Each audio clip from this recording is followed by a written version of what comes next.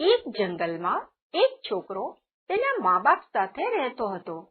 તેનું નામ ટુગલી હતું. તે જંગલમાં રહેતા બધા પ્રાણીઓને ખૂબ પ્રેમ કરતો અને તેમની માવજત પણ કરતો હતો.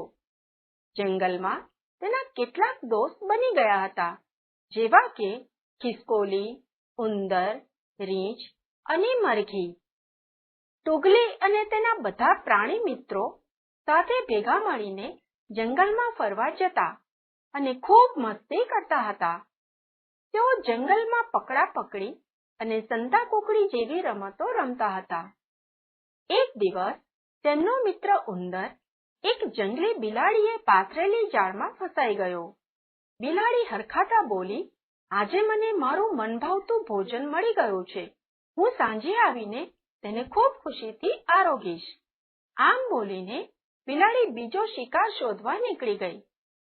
ઉંદર તો જોર જોરથી ચૂં ચૂં ચૂં કરતો વિનંતી કરવા લાગ્યો, ઓ મારા વાલા મિત્રો, મને આ જાળમાંથી બહાર કાઢો, નહીં તો પેલી જંગલી બિલાડી મને ખાઈ જશે. પોતાના મિત્રને બચાવવા માટે બધા વિચાર કરવા લાગ્યા. આ જાળને કેવી રીતે દૂર કરીને પોતાના મિત્ર ઉંદરને બચાવી શકાય. સાંજ પડવા આવી હતી. બિલાડીના ભોજનનો સમય નજીક આવી રહ્યો હતો. ઘણો સમય વિચાર કર્યા બાદ નક્કી કરવામાં આવ્યું. ખિસકોલી ઉંદરની જાળ કાપશે, રીંછ ઝાડ પાછળ સંતાઈને ઊભું રહેશે, મરઘી બિલાડીની ચોકી કરશે. બિલાડી તેના શિકાર તરફ આવતી દેખાતા તે કૂકડે કૂક બોલવા લાગશે.